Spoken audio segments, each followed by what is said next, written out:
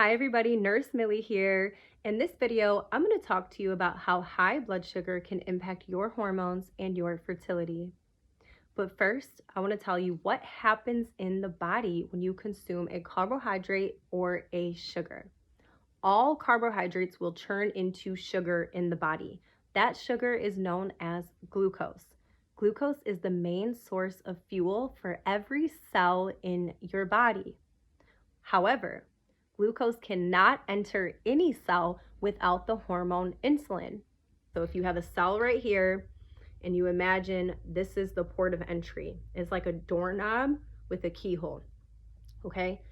The only hormone that has the key to this receptor is insulin. So insulin will come with glucose and unlock this door to allow glucose into the cell. Without insulin, glucose can knock on that door. It's not opening. Glucose doesn't have the key. It needs insulin to open the door to allow glucose in. Okay, and so insulin is going to respond to any amount of carbohydrate or sugar intake, but the way in which it responds is different based on the type of carbohydrate or sugar.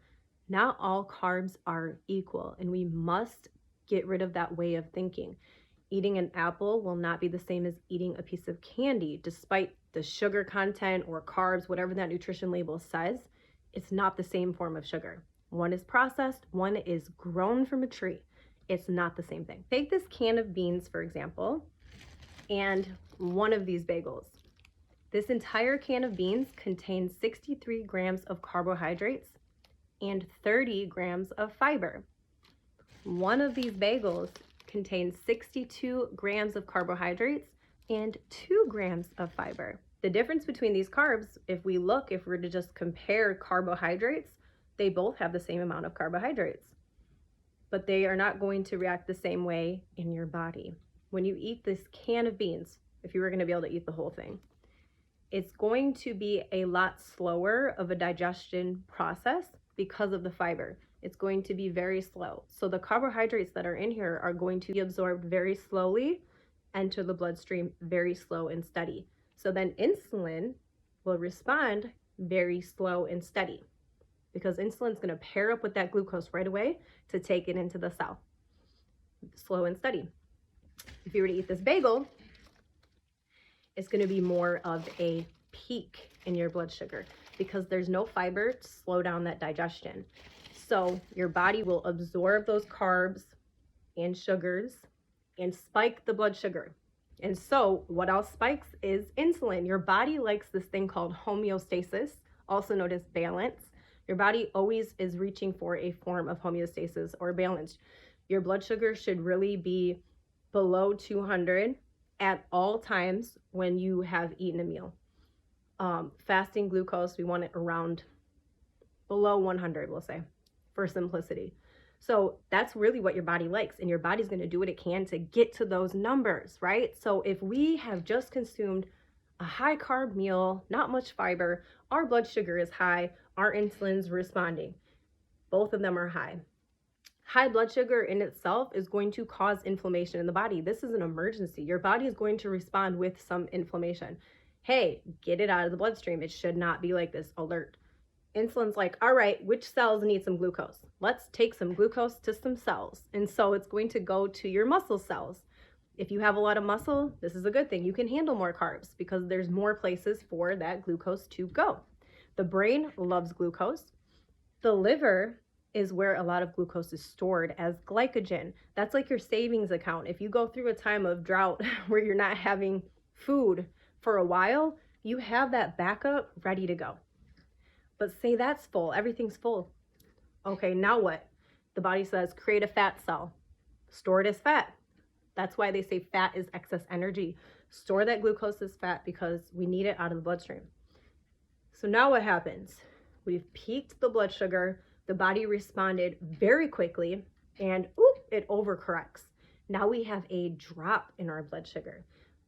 And this is very practical. If you imagine you go and eat a big pasta dinner, some pizza, and you get tired afterwards. And you're like, I could use something sweet. I kind of want something now. You might crave a little bit of sugar. That's because your body's like, hey, now we're a little too low, let's bring it back up.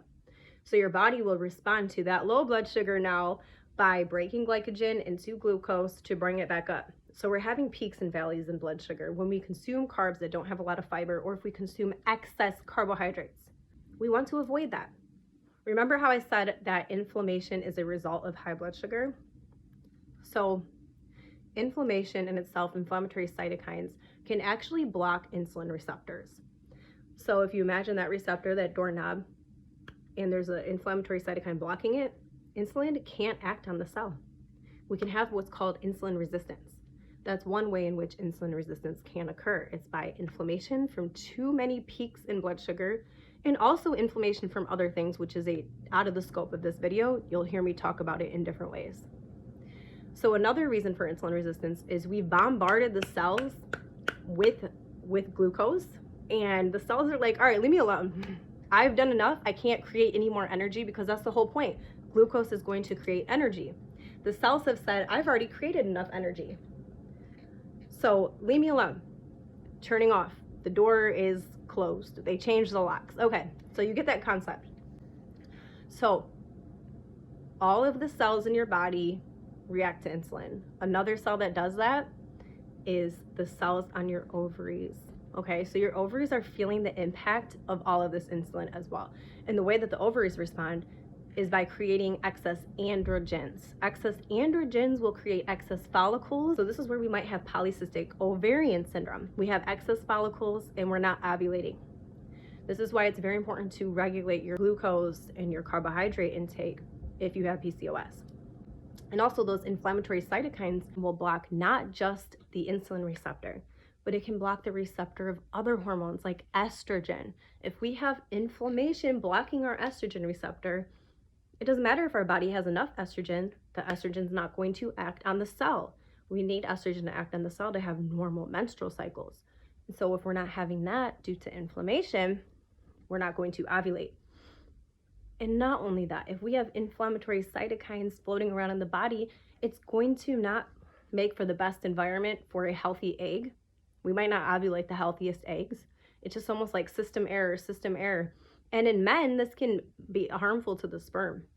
It can cause oxidative stress, oxidation, which can be like, if you imagine what is oxidation, it's like rust. We don't want rust in our body. So all of this being said, if you are struggling with fertility, it's really important that you look at how you are managing your blood sugar. You can do a couple things. You can do a fasting blood glucose level, and you can do what's called a hemoglobin A1C. A hemoglobin A1C is your blood sugar over 3 months. If you imagine your red blood cell to be like a donut, you basically, the lab will look at your red blood cell under a microscope and see how many sprinkles are on the red blood cell. And that's basically what it's looking for, how much sugar is on your red blood cell, because red blood cells live for 90 days. This is a reflection of how high your blood sugar has been over the past 90 days. So that's one way to assess how you're doing with your blood sugar. Now, if you assess those and you see that they're high, then you can fix that by following what is a lower carb diet. You know, you could do a lower carb diet to regain insulin sensitivity. So it doesn't mean just like cut out all carbs. You could go keto for like a month or two. But at least just doing a lower amount of carbs can maybe regain function of that insulin receptor. But I would also encourage you to control inflammation and control blood sugar intake. And remember how I said muscle cells will utilize the glucose? We want to exercise. So if we do go out and we have maybe too much rice, that's okay if we have excess muscle because we can store it. But if we're not exercising, we don't have as much muscle to store the excess glucose. So I would recommend controlling the amount of carbohydrates, controlling inflammation, and exercising to keep and maintain regular blood sugar levels. Now, there are other minerals that you can use like chromium, selenium. Minerals are really important for insulin sensitivity. I would recommend the herb called berberine. And of course, speak with your physician before taking any herbs, but berberine does help to lower glucose levels. So you could do herbal remedies in the process. If you have PCOS, you absolutely could benefit from berberine and exercise. And also, remember I said inflammation needs to be controlled. Omega-3s are a good way to support inflammation, uncontrolled inflammation, and bring the inflammatory markers down.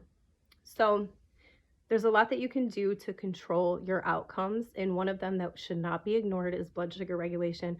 Some people have huge success just by controlling these factors, inflammation and blood sugar. And now you have the knowledge, which means you have the power to go make it happen and support your fertility. I hope you learned something. If so, let me know in the comments. Share this video.